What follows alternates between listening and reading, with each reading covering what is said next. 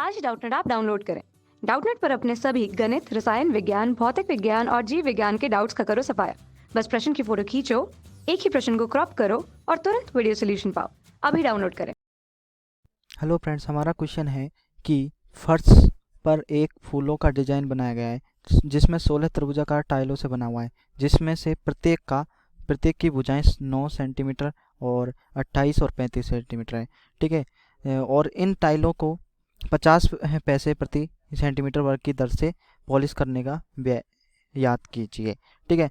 तो आपको ये दे रखा है कि 16 त्रिभुजाकार टाइलें बनी हुई है। मान लें इस तरीके से बनी होंगी, इस तरीके से एक, फिर ये 2, ये 3, 4, 5, 6, 7, 8, 9, 10, 11, 12, 13 इस तरीके से हमारे पास कोई डिजाइन बनी होगी। ठीक है। तो मैं इसको हटा देता हूँ, इसका कोई मतलब नहीं हमें। ठीक है। तो अब क्या बोल रहा है, 16 है और उसकी प्रत्येक की भुजा हमारे पास समान होगी। तो प्रत्येक एक त्रिभुज का क्षेत्रफल निकाल लूँ और उसे 16 से गुणा कर दूँ तो हमारे पास पूरे का क्षेत्रफल आ जाएगा। ठीक है। तो मैं ये कर लेता हूँ। ठीक है, आंसर। ठीक है। तो दिया है, पहले मैं ये देख लेता हूँ। दिया है, क्या दिया है कि त्रिभुजाकार टाइलों की भुजाएं, त्रिभुजाकार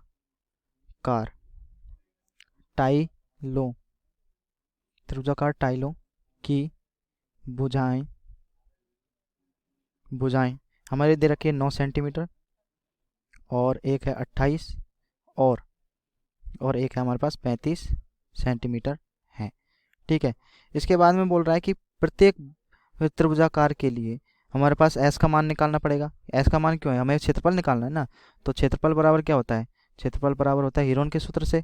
ये हो जाएगा हमारे पास एस माइनस ए, एस माइनस बी और एस माइनस सी।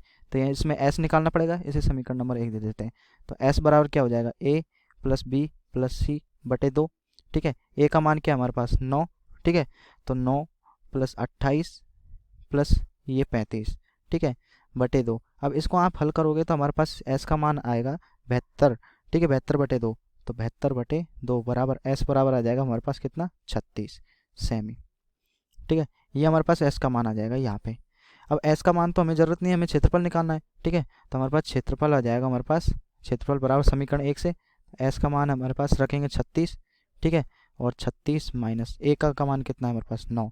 ऐसे ही 36 माइनस 28, फिर 36 माइनस 35। ठीक है। इससे यहाँ पे लिख देता हूँ समीकरण 1 में मान रखने पर। ठीक है।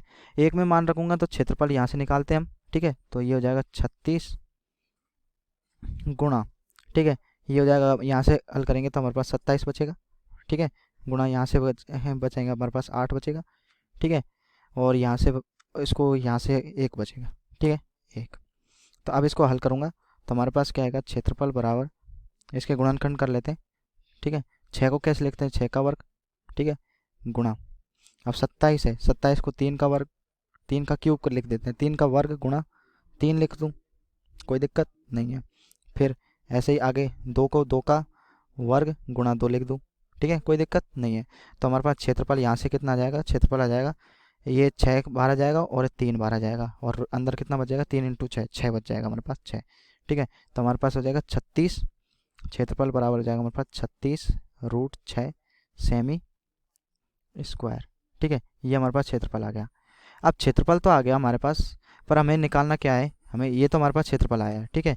तो अब हमारे पास क्वेश्चन क्या कहता है, ऊपर चलिए। ठीक है। तो हमारे पास बोल रहा है कि हमें 16 त्रिभुजाकार टाइलों का क्षेत्रफल चाहिएगा और उसमें से हमें व्यय भी बताना है। तो व्यय तो तभी बताएंगे ना कि हमारे पास जब क्षेत्रफल आएगा पूरे का। तो यानी 16 टाइलों का, चूँकि 16 टाइलों का क्षेत्रफल, ठीक है, का कुल क्षेत्रफल, क्योंकि 16 त्रिभुज बने हुए हैं उसमें, तो ये हो जाएगा 16 गुणा 36√3 वर्ग सेमी। ठीक है। तो वर्ग सेमी लिख दो या सेमी स्क्वायर लिख दो। ठीक है।